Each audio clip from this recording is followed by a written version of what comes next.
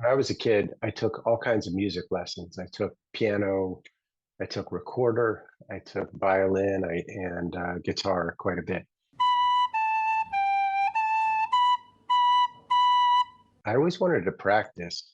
I knew it was important, and I saw other musicians around me practicing seemingly endlessly, and yet I wasn't able to. I would get caught up in feeling bored or feeling frustrated or feeling like I wasn't making any progress, and I just couldn't do it consistently. Over time, I noticed that with certain activities, I was able to focus and I was able to kind of take on a task for seemingly hours on end. I looked at sometimes when I was practicing martial arts, I was more engaged for some reason. Certain subjects in school, I was able to focus, and certainly playing video games, I would get lost in that for hours on end.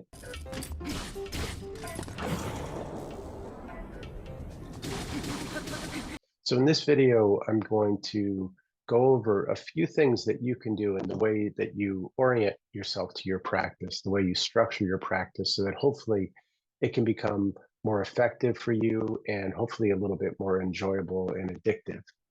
So the first thing that I found really helpful is having something in mind that I'm sort of shooting for, like a bigger goal. It could be emulating another musician or athlete that you like, or it could be taking on a certain technique that you want to master. Maybe there's a certain style of play that you really want to get under your belt. I think having that bigger goal, that North Star in mind, can be incredibly powerful as you're practicing to sort of keep you in the game. I find that it keeps pulling me forward as I work on things, and especially when I hit challenges, which invariably you are going to run into challenges from time to time. So that's the first thing, is having sort of a bigger goal in mind that you stay connected to. The second thing is I like to keep a list of what I sort of consider irresistible exercises or challenges. It might be a certain type of exercise that for whatever reason you find really compelling. It's almost like it might be a micro challenge, in contrast to the bigger goal that we have. So I like to keep a whole list of things available that I know I enjoy practicing and that I'm engaged by, and that tends to pull me into the activity when I'm starting out. And the next thing is, how do you deal with the challenge when it does come up? Maybe there's a technique that you just can't handle for some reason, or that you can't execute yet. So with that, I'm taking a tip from a guitarist named Steve Morse, who had a great way of dealing with this. He would be playing a passage of music, and he would identify the one spot where he was stumbling, in essence.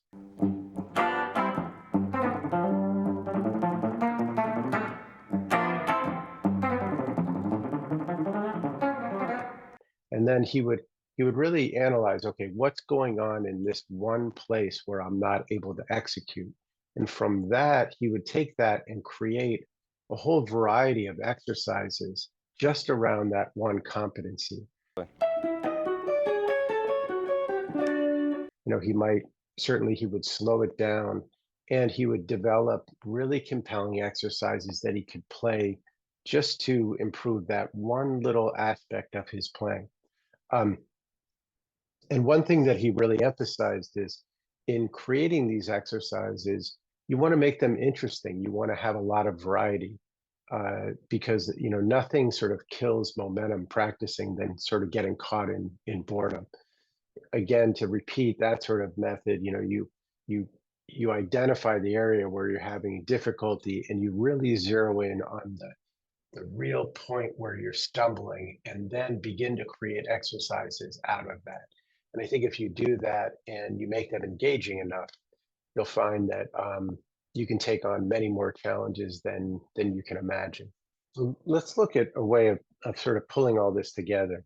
I think, my mental checklist for having a good system for practice is, first, having that big goal, keeping that in mind, keeping it in the forefront of my mind when I sit down to practice. The second thing is having this list of exercises that I really enjoy and just can't resist playing. It might be a song that I really love. Or if it's in a sport, it might be practicing a certain type of movement that you like.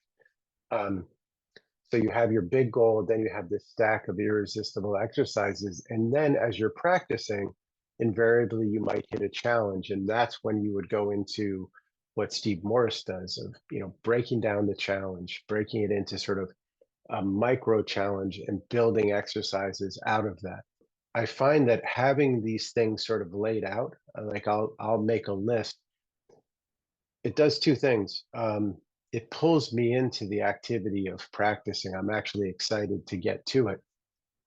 And and the other thing is it lets me know what to do when I sit down.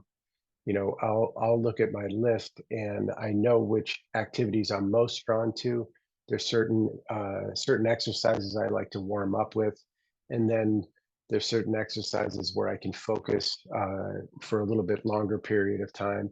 And then I like to wrap up with just some fun, just having fun on the instrument or having fun with movement, whatever it is that you're practicing.